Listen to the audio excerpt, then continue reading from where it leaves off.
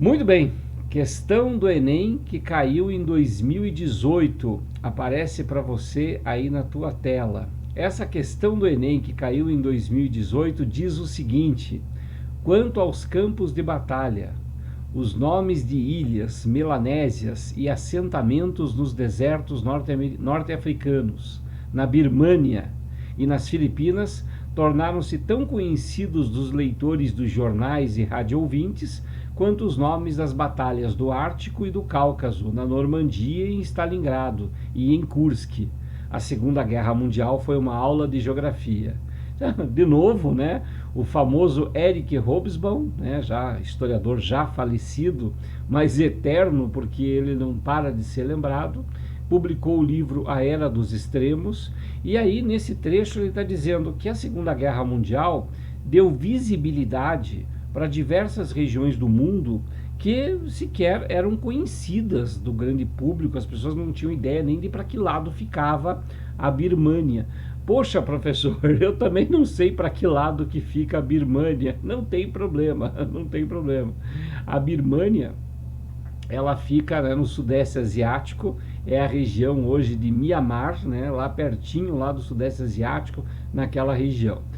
Continuando a leitura aí desse texto, um dos principais acontecimentos do século XX, a Segunda Guerra Mundial, 1939-1945, foi interpretada no texto como uma aula de geografia porque, letra A, teve-se ciência de lugares outrora ignorados. Veja bem, não é que o território não era ocupado, não era colonizado, mas simplesmente não se levava em consideração aqueles lugares. Então, ignorado não significa vazio, né, desconhecido.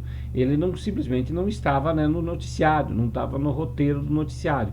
Assim como muita gente ficou sabendo esse ano de 2020 que existe uma tensão na região da Armênia e Azerbaijão, que é o enclave de Nagorno-Karabakh, por conta, né, dos eventos conflituosos que ocorreram lá. Na época da Segunda Guerra Mundial, não havia esse fluxo de notícias internacionais que nem a gente tem hoje. Mas como os confrontos ocorreram entre Estados Unidos e Japão, Alemanha e Inglaterra, em várias partes do mundo, é claro que todas as regiões ganharam visibilidade. A letra A ficou legal já. Vamos ver as demais. Letra B. Foram modificadas fronteiras e relações interestatais. Bom, que isso realmente aconteceu, né, que realmente algumas fronteiras foram modificadas com a Segunda Guerra Mundial, assim como a Primeira Guerra Mundial também alterou algumas fronteiras, isso não tenho dúvida nenhuma, isso aconteceu. Mas é isso que é a ideia que o Hobsbawm escreveu? Não, né? Ele não está falando dos novos acordos fronteiriços, dos novos países que surgiram, que emergiram dos conflitos mundiais. Então, a primeira parte já está falsa. E mudou as relações interestatais, as relações entre os estados nacionais? Ah, com certeza, né? A Segunda Guerra Mundial gerou uma consequência, gerou o surgimento da Organização das Nações Unidas, da ONU. Mas é isso que o Hobsbawm está escrevendo? Não. Então, a letra B, embora a gente possa até deduzi-la que realmente isso aconteceu na Segunda Guerra Mundial, no pós-guerra, não é o argumento do texto. Então, você não marca a letra B de jeito nenhum. C. Utilizaram mapas estratégicos, os exércitos nela envolvidos. Claro que usaram mapas estratégicos. Claro, qualquer guerra vai precisar de um mapa estratégico. Mas foi por causa dos mapas que esses países, como a Birmânia, essas colônias, né, como a Birmânia, entraram, né, no vocabulário das pessoas? Não. É por causa dos combates, né, dos lugares em que ocorreram conflitos, né, que praticamente colocaram aquela ilha, aquela península no mapa, por conta justamente, né, dos noticiários. Portanto, letra C falsa. D. Tratou-se de um acontecimento que afetou a economia global. Com certeza, mas também não tem nada a ver com o texto. E letra E. A letra E diz o seguinte: tornou o continente europeu o centro das relações internacionais.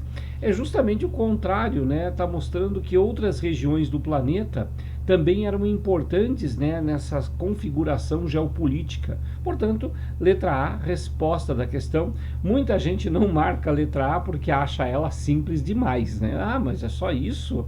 É aquilo que é a síntese do texto, é como se fosse uma prova de interpretação de textos. Eu não tenho que ficar inventando nada, só fazer a síntese do texto. Mas, professor, não tem questão que eu tenho que ficar achando uma informação, lembrar de alguma coisa? Sim, tem questões que exigem esse tipo de habilidade. Mas nessa aqui, exige apenas a habilidade de interpretar o texto e sacar o que é que o Eric Hobsbawm queria dizer. Beleza? Bom, seguindo adiante. A próxima questão caiu no Enem. O Enem, ele tem aí esse texto, né, dizendo o seguinte: produzido e divulgado nos Estados Unidos durante a Segunda Guerra Mundial, o cartaz tinha o objetivo político de... Então aí aparece, né, um cartaz onde, né, tem lá praticamente um monstro, né, como se fosse assim um macaco, e tem ali no chapeuzinho dele a bandeira do Japão. E daí diz embaixo: este é o inimigo, né? E ele não está tentando matar soldados, ele está tentando capturar uma mulher, meio um estilo assim King Kong, né? Quer dizer, você está representando o inimigo como um monstro. E quando a gente cria monstros, né, a gente não espera de um monstro racionalidade nenhuma. Então a propaganda que torna o outro o monstro significa que ele não deve ter nenhum tipo de compaixão, porque ele não tem nenhum propósito racional. Então uma propaganda assim, ela tem assim um certo conteúdo, né, de você transformando o outro no monstro. Ele não tem racionalidade nenhuma, e é legitimado, né, que você vá lá e o mate. Então a ideia, né, da propaganda tem esse sentido. E lembrando, né, tá escrito em inglês e é contra o Japão. Então, é claro, é um cartaz norte-americano. Vamos lá. Então o cartaz tinha o objetivo político de, ou seja, quem fez o cartaz foi alguém do governo, e ele queria o que com esse cartaz? Letra A, promover o término do conflito. B, justificar o extermínio dos judeus? Não, é questão japonesa. Difundir um sentimento xenofóbico de aversão a todos os estrangeiros? Não, há uma xenofobia específica contra os japoneses. A letra B, portanto, já está, né, a letra C, melhor dizendo, já está perfeita. Vamos ver se tem alguma coisa mais interessante para ler. Letra D, reforçar o revanchismo dos derrotados. Você pode até achar que um cartaz assim, com esse conteúdo, ele vai fazer com que o inimigo se sinta mais revoltado mesmo, com certeza. Mas o objetivo da propaganda, o objetivo político da propaganda, não é fazer o outro se sentir com raiva, não é essa a ideia. É você convencer a tua população de que a luta contra aquele povo é uma luta legítima. Por quê? Porque aquele outro povo não detém racionalidade, é um monstro, não está vendo no cartaz? Portanto, a letra C ainda é a resposta. E, enfraquecer o nacionalismo exacerbado. Na verdade, é você estimular, né, esse nacionalismo norte-americano, justamente para justificar que o outro tem que ser destruído. Então, o nacionalismo em si, ele não é algo ruim. Ah, eu sou patriota, eu sou nacionalista e tal. Em si, o nacionalismo não é ruim, não tem nada de errado com ele. O problema é o uso político do nacionalismo. É de algum maluco dizer que se você, né, não obedece ao governo, é porque você não é patriota o suficiente. Se você não combate os japoneses, é porque você não é patriota o suficiente. Então, a ideia, né, do nacionalismo em si não tem problema. O problema é o uso político do nacionalismo. A resposta para essa questão ficou letra C também. Próxima questão. Bom, a Segunda Guerra Mundial, vocês viram, foi um tema que a gente ficou preocupado aí, né, de fazer nessas duas primeiras questões. Pois é.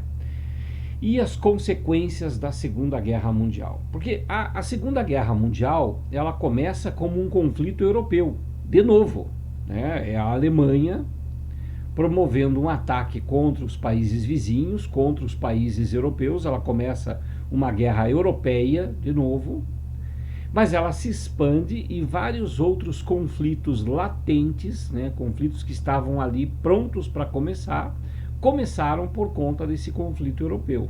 Então, a rivalidade do Japão contra os Estados Unidos na expansão pelo Pacífico já era uma realidade desde o final do século XIX, mas é na Segunda Guerra Mundial que esse conflito vai escalar, ou seja, vai se tornar um conflito militar.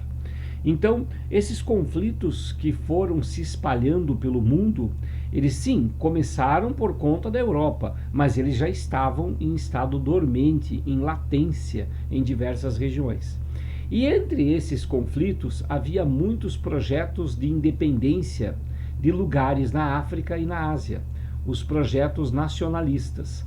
Então, quando estourou a Segunda Guerra Mundial, muitos grupos nacionalistas lutaram a favor de suas metrópoles. Lutaram lá, você vai encontrar lá dentro do território do Zimbábue, na África, militares de lá que lutaram a favor da Inglaterra na Segunda Guerra Mundial.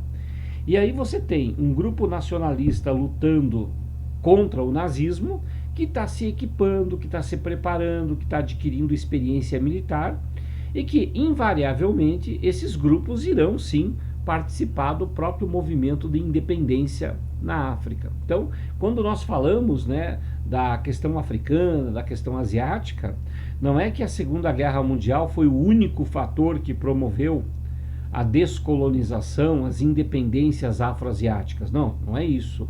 O que nós estamos dizendo é que a Segunda Guerra Mundial acelerou movimentos que já existiam dentro do continente africano, dentro do continente asiático, para a promoção da independência daqueles lugares.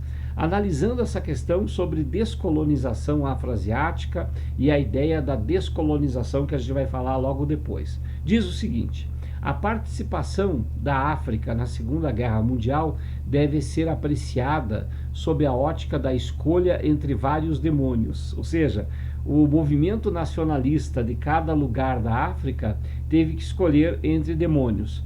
Eu apoio os ingleses, que são os que me oprimem, os que mandam em mim, ou eu devo apoiar os nazistas, que sendo inimigos dos ingleses, vai ser interessante. Ou seja, você pode pensar das duas maneiras, né? Eu posso atacar a Alemanha, porque a Alemanha é inimiga da Inglaterra, e assim eu me emancipo.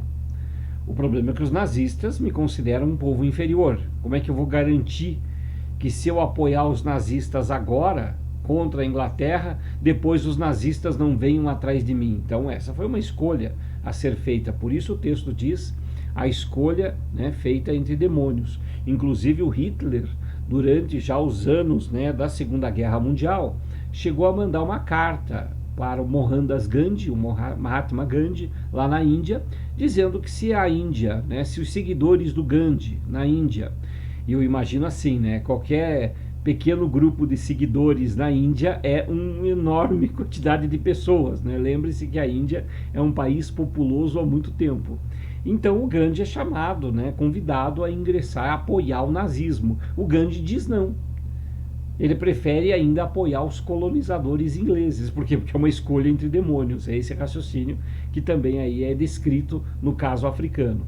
Continuando, o seu engajamento não foi um processo de colaboração com o imperialismo, ou seja, eles não estavam apoiando a Inglaterra porque eles gostavam da Inglaterra, gostavam do imperialismo, mas uma luta contra uma forma de hegemonia ainda mais perigosa, que era a superioridade racial ariana, o conceito, né, estético do nazismo, que vai dizer, se nós temos que eliminar os povos inferiores do mundo, quem garante que os caras não vão desembarcar aqui e não vão matar todo mundo também aqui na África? Então, era um demônio ou outro demônio. Aí tem o texto, né, procurai primeiramente o reino do político, né? Tá aí História Geral da África. Esse livro é muito legal, é uma coleção de livros, tá? História Geral da África, uma coleção, são 6 volumes e eles estão totalmente disponíveis em PDF para você ter, né? São gratuitos, né? São oferecidos para o mundo inteiro em diversos idiomas para as pessoas conhecerem mais sobre história africana. Caso você queira, né, basta você digitar na internet, você acha aí a coleção História Geral da África, que foi publicado em parceria com a Unesco. Para o autor, a forma de hegemonia e uma de suas características que explicam o engajamento dos africanos no processo analisado foram: é o comunismo? Não, é o nazismo. Nazismo, fascismo. B, é o capitalismo? Não. C, fascismo, ótimo. Adoção do determinismo biológico, ou seja, o medo de uma hegemonia era que os nazistas, após vencerem os ingleses, poderiam escravizar ou exterminar o resto da população. Letra C, resposta para essa questão. Aqui a gente aproveita para falar um pouquinho sobre essa questão da descolonização, ou pensamento decolonial. A ideia de descolonizar o pensamento é até uma ideia relativamente simples, né? Mas não é algo fácil de ser colocado em prática. E a gente pode começar com essa ideia de pensamento decolonial já analisando a realidade brasileira. Quer ver só? Quantos filósofos brasileiros você conhece? Claro, recentemente, né, com o crescimento cada vez maior da influência da filosofia, das pessoas gostarem e popularizarem cada vez mais a filosofia, pessoas como Pondé, por exemplo, Cortella, que é educador, ou até o historiador Leandro Carnal e tantos outros, eles se tornaram mais populares, né? A internet ajudou muito isso. Mas eles são pensadores, né, de uma filosofia brasileira, de um pensamento brasileiro. Você vai ver que a grande parte desses pensadores, eles seguem uma linha de pensamento da filosofia alemã. Então é alguém explicando Nietzsche, é alguém explicando Kant, é alguém explicando Foucault. E Kant, Foucault, Nietzsche, toda essa galera viveu na Europa. E se para nós a gente já se apercebe como nós não temos uma filosofia verdadeiramente nacional, e filósofo africano, qual você conhece? E aí a coisa tende a desaparecer. Claro que existe filósofo africano, óbvio, mas será que é um filósofo de uma filosofia africana mesmo? Ou será que é um filósofo que leu também os autores europeus e está no mesmo barco que a gente? Então, o que se propõe com o pensamento decolonial é justamente você parar de seguir o fluxo daquilo que o europeu desenvolveu e escreveu, e buscar uma filosofia legitimamente, né, identificada com o território, com aquele lugar. Então existem sim pensadores decoloniais, filosofia decolonial, e não vale apenas para territórios, vale também para gêneros. Quantos filósofos ou filósofas você tem de obrigação de ler? Bom, você olha lá na lista de filosofia para federal, você vê a Hannah Arendt. E só. Ou seja, você tem uma filósofa. Ah, mas tem o Giddens que cita outros autores. Você vai perceber que a maior parte do referencial teórico de quase tudo são homens. Homens ainda brancos, né, ligados à Europa. Então o pensamento decolonial, ele não visa negar essa influência filosófica europeia. Não é deixar de estudar Kant, deixar de estudar esses autores, né, alemães que foram tão importantes para a filosofia, mas trazer também para a filosofia outros pensadores e principalmente pensadoras que vieram de outros lugares e com outras perspectivas. Isso, então, é a questão, né, da luta do pensamento decolonial. Seguindo adiante, pessoal, marcou aí letra C, resposta para essa questão. Ainda sobre a Segunda Guerra Mundial, a gente tem aí a capa da revista do Capitão América e vamos ler aí o texto que aparece ao lado. Aí nessa capa da revista aparece o Capitão América socando o Hitler. Com sua entrada no universo dos gibis, o capitão chegaria para apaziguar a agonia, o autoritarismo militar e combater a tirania.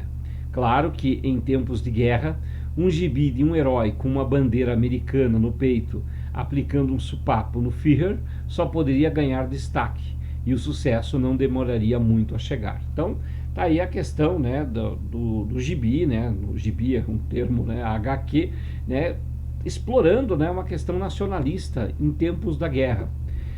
A capa da primeira edição norte-americana da revista do Capitão América demonstra sua associação com a participação dos Estados Unidos na luta contra, letra A Tríplice Aliança na Primeira Guerra Mundial. Não, a Tríplice Aliança lá da Primeira Guerra Mundial era a Alemanha, Império Austro-Húngaro, inicialmente a Itália e depois substituída pelo Império Turco Otomano. Então nada a ver com a Segunda Guerra Mundial, não tem o Hitler aí. Letra B, os regimes totalitários da Segunda Guerra Mundial, em especial o nazismo, né? Mas também poderia se colocar aí o fascismo italiano. Letra B, resposta da questão. Letra C, o poder soviético durante a Guerra Fria. Falso. E aqui tem um detalhe interessante, né? Porque após a Segunda Guerra Mundial, após a vitória sobre o nazismo, nós temos o contexto da Guerra Fria. E a HQ do Capitão América, ela foi se modificando conforme, né, o novo inimigo apareceu. Então a gente vai encontrar, né, durante o período da Guerra Fria, um novo inimigo para o Capitão América. E aí sim, né, ele vai ser identificado com o comunismo. Letra D, o movimento comunista na Guerra do Vietnã. Não, Segunda Guerra Mundial. E E, o terrorismo internacional após 11 de setembro de 2001. Bem tranquilo, né? Era só encontrar aí o contexto. E assim, não menospreze questões que são simples assim. Elas podem ser simples para você que está acostumado a estudar.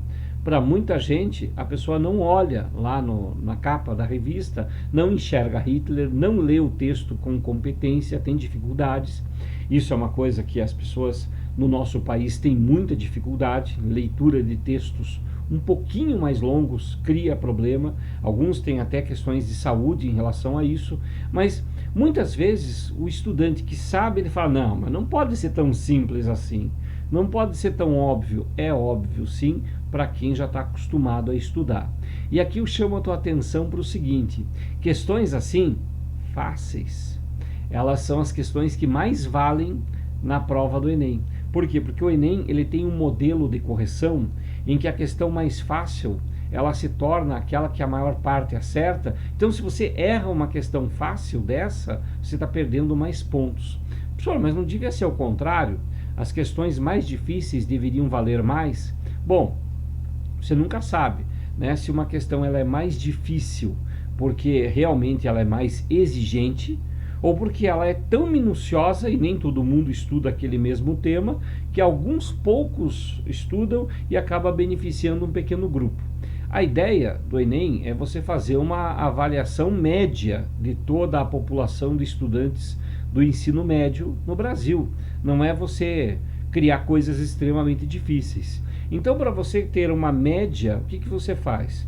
As questões que pouca gente acertou, elas passam a valer menos.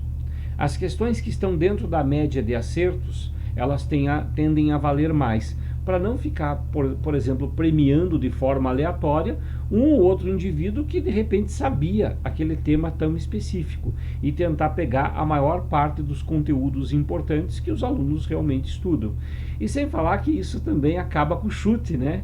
Se você chutar a prova, você vai encontrar várias questões, né, fáceis que você errou e várias questões difíceis que você acertou. Então o chute ele é praticamente anulado, né, com isso, né, aquela coisa de acertou na sorte, ou alguém vai lá e coloca tudo a mesma resposta para pelo menos pegar parte das questões. Isso já é evitado.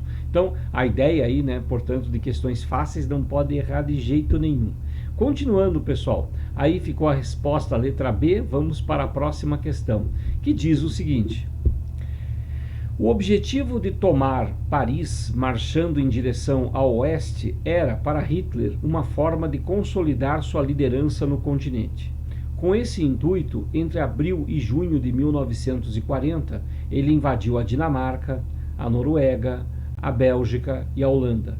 As tropas francesas se posicionaram na linha Maginot, uma linha de defesa com trincheiras, na tentativa de conter a invasão alemã. Inclusive, essas tropas francesas receberam também apoio dos ingleses, na parte norte, perto da Bélgica. Então aí a França, né, ela tentou se proteger da invasão alemã, mas não teve como segurar. A invasão ela foi fulminante, né? Atravessaram a floresta das Ardenas com as divisões motorizadas, inclusive cercaram parte do exército britânico e francês nas praias da Normandia, o que vai obrigar a uma retirada desesperada dos militares ingleses que estavam nas praias da Normandia, em Dunkerque, melhor dizendo, né? Falei Normandia, em Dunkerque, para tirar isso o mais rápido possível. Em Porto de Calais, por exemplo, os soldados que estavam lá não tiveram a mesma sorte, né? Ou foram mortos ou capturados. Vamos à análise das alternativas. Essa linha Maginot é bacana, porque era uma linha de túneis na fronteira franco-alemã, de forma que os soldados tinham até periscópios para operar metralhadoras automáticas, né? Nem precisou, porque os alemães desviaram a linha Maginot passando pela floresta. Letra A ocupação de todo o território francês. Falso, pessoal. Quando os nazistas ocuparam a França, eles ocuparam a parte norte que tem Paris, né? A França ocupada. Já a parte sul da França, a chamada França Livre, é a França que foi, portanto, chamada de governo de Vichy, e que era, na figura do governante local, o Philippe Pétain, um colaborador dos nazistas. Inclusive, isso gera muita confusão lá na França até hoje. Há vários nacionalistas exacerbados franceses que negam terminantemente que a França tenha colaborado com nazistas, tenha mandado judeus para campos de concentração. Isso inclusive gerou algumas situações lá na França. O próprio pai da Marine Le Pen, a Marine Le Pen, ela foi candidata à presidência da França contra o Emmanuel Macron, e ela perdeu, mas o pai dela, que é fundador desse partido nacionalista, ele é um negacionista de que qualquer francês tenha perseguido os judeus. Para ele, quem perseguiu os judeus na França foram somente os nazistas. Isso é muito bem documentado, né? A questão de como os franceses, tanto para se safar ou por alinhamento ideológico, também perseguiram os judeus. A letra A, portanto, afirmação falsa. Letra B. A tomada do território francês, que foi então usado como base para a ocupação nazista da África do Norte durante a Guerra de Trincheiras. Vários erros aí, né? A ocupação da parte norte do território francês era para justamente evitar o que aconteceu em 6 de junho de 1944, a invasão da Normandia pelas tropas aliadas. Então, antes que a Inglaterra organizasse uma mobilização para desembarcar no norte da França, a ocupação do norte da França tinha esse objetivo. E quanto ao norte da África, sim, houve combates lá também. Talvez a maior figura, a figura mais importante dos combates do norte da África tenha sido a Raposa do Deserto, o Rommel, o general Rommel, que comandou, portanto, né, divisões no norte da África, o African Corps. Esse contexto, né, de confronto, portanto, ele não tem a ver com a ocupação da França, porque a região mais próxima do norte da África da França é o sul da França. E essa era a França livre, ou seja, em que não tinha um governo nazista lá. Então era muito mais o objetivo ocupar a França para evitar um desembarque a partir da Inglaterra. Letra B, portanto, ainda está falsa por causa da Guerra de Trincheiras, que foi uma característica da Primeira Guerra Mundial. Letra C, a posse de apenas parte do território devido à resistência armada do exército francês na linha Maginot. Falso. A linha Maginot nem foi utilizada, os alemães a desviaram. Então, por que eles não ocuparam o território todo? Junto daquela ideia assim, né? Se eu tentar ocupar o território todo, não der uma saída para as pessoas, uma alternativa, não oferecer uma colaboração, eu vou ter que manter o controle desse imenso território e não vai ter soldado para tudo isso. Então, até como uma forma de você garantir o apoio de certa elite local à tua ocupação, você faz, portanto, uma ocupação militar numa parte do território e a outra parte do território você deixa para a elite local que vai colaborar com você para não perder seu status. Portanto, letra C, afirmativa falsa. Próxima afirmação diz o seguinte: a vitória parcial já que após o avanço inicial teve de recuar devido à resistência dos blindados do general de Gaulle em 1940. Falso. Na verdade, a ocupação da França é muito rápida. E ela é uma ocupação parcial, é verdade, só no norte da França, mas é uma ocupação duradoura. A libertação da França, ou libertação da Europa, só vai começar mesmo na França quando as tropas desembarcarem no norte da França em 1944. Então a França ficou grande parte, né, de sua história ocupada pelos nazistas. Eu chamo a atenção de vocês, pessoal, quanto a essa questão dos blindados. Quem tem os blindados, e eram blindados rápidos, que poderiam ser abastecidos, inclusive em postos de gasolina, eram os alemães. Foram eles que permitiram um avanço tão rápido em direção à França. E o general de Gaulle? O general de Gaulle, ele vai para a Inglaterra, de lá ele vai organizar a resistência francesa. Ele é muito famoso durante a resistência, durante a Segunda Guerra Mundial, e depois da Segunda Guerra Mundial vai ser eleito presidente dos franceses. Então não é ele que resiste com blindados, é a França dele que é atacada pelos blindados nazistas. Letra D, portanto, afirmação falsa. Letra E, a vitória militar, com a ocupação de parte da França, enquanto outra parte ficou sob controle do governo colaboracionista francês. Letra E, a afirmativa verdadeira, descreve aí a síntese, né, do que nós apresentamos aqui sobre a ocupação da França. Marcou letra E a resposta da questão. Vamos à próxima, ainda Segunda Guerra Mundial. O ataque japonês a Pearl Harbor e a consequente guerra entre americanos e japoneses no Pacífico foi resultado de um processo de desgaste das relações entre ambos. Depois de 1934, os japoneses passaram a falar mais desinibidamente da esfera de coprosperidade da Grande Ásia Oriental, considerada como a doutrina Monroe japonesa. Vamos lá. Aí o texto ele está dizendo que o Japão, durante os anos 30, ou seja, durante a pré-Segunda Guerra Mundial, falavam de uma espécie de imperialismo japonês no Sudeste Asiático. De fato, o Japão havia conquistado da China o território da Manchúria, havia ocupado também a Península Coreana, o que hoje nós chamamos Coreia do Norte e Coreia do Sul.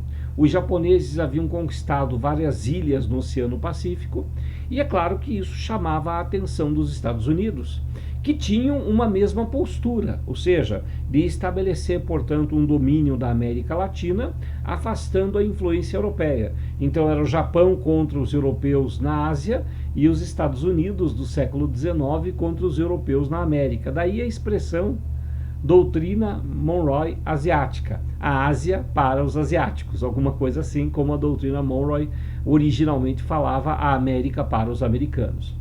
Claro que essa expansão japonesa ela se dava também na forma, né, de uma conquista territorial. A expansão japonesa, diz o texto, havia começado em 1895, quando venceu a China. Impôs-lhe o Tratado de Shimonoseki, passando a exercer a tutela sobre a Coreia. Definida sua área de projeção, o Japão passou a ter atritos constantes com a China e a Rússia. A área de atrito passou a incluir os Estados Unidos quando os japoneses ocuparam a Manchúria em 1931 e, a seguir, a China em 1937. Claro que o Japão não ocupou toda a China, mas principalmente a parte litorânea, onde tinha ali a presença norte-americana, tinha a presença portuguesa, presença inglesa, presença francesa, inclusive algumas presenças europeias ali eram desde os tempos da Guerra do Ópio. Então o Japão se colocava como uma nova potência militar na região. E de fato, né, no final do século XIX, início do século XX, até a Rússia, ainda do tempo dos czares, perdeu território para o expansionismo japonês. Sobre a expansão japonesa, infere-se que, letra A, o Japão tinha uma política expansionista na Ásia de natureza bélica, diferente da doutrina Monroe. Bom, vamos lá. A doutrina Monroe, ela era uma política externa americana bélica? Não. E isso é um erro muito comum, né? A ideia de que a América para os americanos da doutrina Monroe, ela era intervenções militares na América Latina. Não, não era. A doutrina Monroe, de 1823, dos norte-americanos, visava impedir a influência europeia na América por conta das determinações do Congresso de Viena, de 1815. Muita gente acha que a doutrina Monroe, ela é já a intervenção militar. Eu diria que é uma introdução, que é uma forma de pensar que vai levar a uma intervenção militar. Posso até tentar criar esses vínculos, mas a doutrina Monroe, ela vem justamente como reação às tentativas de recolonização europeia na América Latina após a vitória sobre Napoleão Bonaparte. E o que seria então esse processo de intervenção militar na América Latina, se não é a doutrina Monroe? Tem muito mais a ver com a Big Stick, né? A política externa do presidente dos Estados Unidos, Theodore Roosevelt. Tem muito mais a ver com aquilo. Por quê? Porque ele estava ali propondo, né, que era necessário falar manso, mas com um porrete na mão. E aí sim, sob a ideologia, né, do Big Stick, que tem algumas ideias da doutrina Monroe, mas é o Big Stick que tem a ideia de vamos garantir intervenções militares para segurar nossos negócios. E aí o ataque a Honduras, o ataque a Guatemala, o ataque a Nicarágua, várias nações da América caribenha sofrem interferência dos mariners dos Estados Unidos. A própria realidade do Panamá é muito interessante, porque o Panamá pertencia à Colômbia. Aí a Colômbia faz um acordo com empresas europeias para construir o canal. Os Estados Unidos, muito interessados no canal, praticamente financiam a independência panamenha para que os panamenhos concedam o território da zona do canal para os Estados Unidos. Eram tantas intervenções que os americanos faziam na América Latina que quando virou para o século XX e veio a Primeira Guerra Mundial, o presidente Woodrow Wilson, ele se preocupou em criar a chamada New Freedom, uma nova política externa, que era para não provocar tanto os vizinhos latino-americanos, até para evitar que os inimigos dos Estados Unidos se aliassem aos latino-americanos, porque os latino-americanos se viam ameaçados pelos Estados Unidos. Durante a Segunda Guerra Mundial, os americanos reinauguraram a New Freedom com um novo nome para a América Latina, a política da boa vizinhança. E depois da Segunda Guerra Mundial, embora os apoios indiretos dos Estados Unidos continuassem a governos militares aqui na América Latina, aí já não era mais, né, para salvaguardar os interesses. O discurso, claro que era para salvaguardar interesses americanos, mas o discurso muda. O discurso passa a ser a luta contra o comunismo, a tal da doutrina de segurança nacional. Bem interessante, né? Essa postura histórica da política externa dos Estados Unidos na América Latina, como ela teve variações. Então, a letra A, pessoal, ela fala que o Japão tem uma política expansionista militar, mas que ele chama de doutrina Monroe asiática, mas a diferença é que a doutrina Monroe não era bélica e a política de expansão japonesa era. Letra B, o Japão buscou promover a prosperidade da Coreia. Não, uma coisa horrível aconteceu na Coreia ocupada pelos japoneses, que foram as chamadas mulheres de conforto, um eufemismo para dizer escravas sexuais. Até hoje, né, se tem alguma coisa que os coreanos tanto do norte quanto do sul compartilham de forma muito clara, é a rivalidade com o Japão. Letra B, portanto, falsa. C. O povo japonês propôs a cooperação aos Estados Unidos ao copiarem a doutrina Monroe e proporem o desenvolvimento da Ásia. Seria dizer, né, que a doutrina japonesa não era belicista, não era imperialista, era sim. C. Falsa. Letra D. A China aliou-se à Rússia contra o Japão, sendo que a doutrina Monroe previa a parceria entre os dois. Não, nada a ver. A doutrina Monroe, ela era a América para os americanos.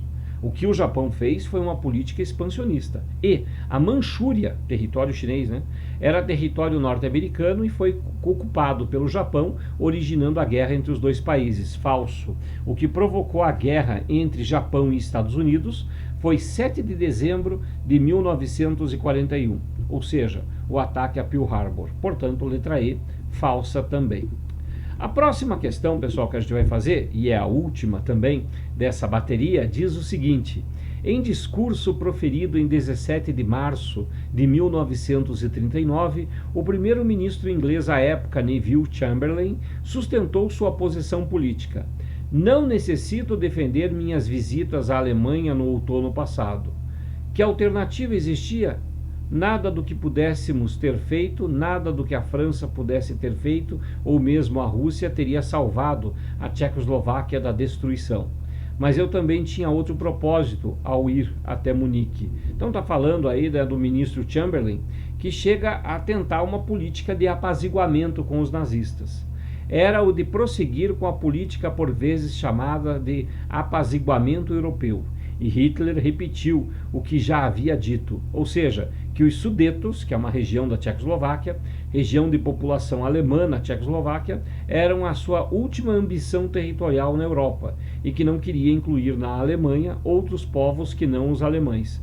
E o Chamberlain acreditou, o primeiro-ministro britânico acreditou no Hitler, fez um acordo, né, de apaziguamento, porque achou realmente que o Hitler ia parar nessa anexação. Na verdade, Hitler anexou a Morávia, Sudetos, fez um plebiscito na Áustria, garantiu o controle de toda a Tchecoslováquia e invadiu a Polônia. Somente quando ele invade a Polônia é que aí sim a Inglaterra e a França parecem acordar para o perigo que o nazismo ofertava para o mundo. Portanto, aí as considerações do Chamberlain, né, a interpretação dele.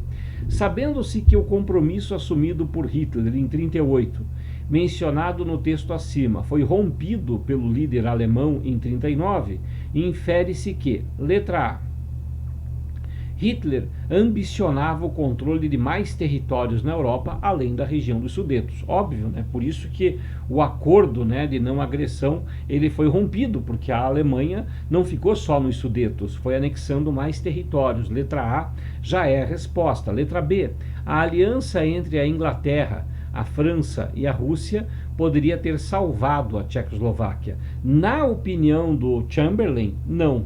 Ah, mas eu acho que sim. Não é o que a gente acha, é o que o Chamberlain quis dizer com o texto dele. Então a letra B, ele fala que nenhuma outra aliança teria salvado a Tchecoslováquia. C. O rompimento desse compromisso inspirou a política de apaziguamento europeu. Não, acabou com a política de apaziguamento.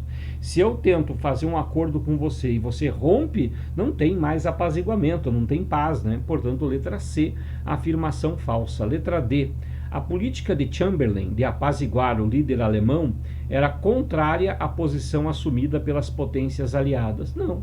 Na verdade, havia uma política de apaziguamento na Europa, concordando, né, em conceder territórios para os alemães e acabou por ali. Até porque muitos países da Europa Ocidental viam na União Soviética uma ameaça bem maior do que a própria Alemanha nazista, porque de certa forma a Alemanha nazista ainda compartilhava de um interesse da manutenção da propriedade privada, enquanto que os soviéticos não. Portanto, letra D, a afirmação é uma afirmação falsa. E a forma que Chamberlain, primeiro-ministro britânico, escolheu para lidar com o problema dos Sudetos deu origem à destruição da Tchecoslováquia. Sim, né?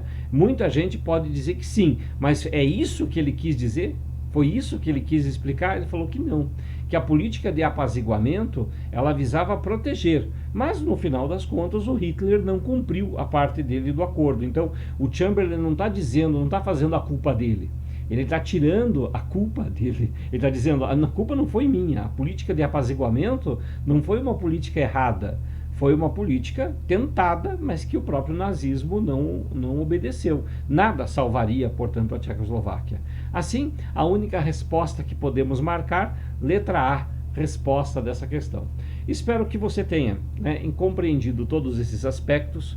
Qualquer problema, né, qualquer dúvida com alguma dessas questões, faça seu comentário. A gente está aqui justamente para ajudar você e continue estudando bastante.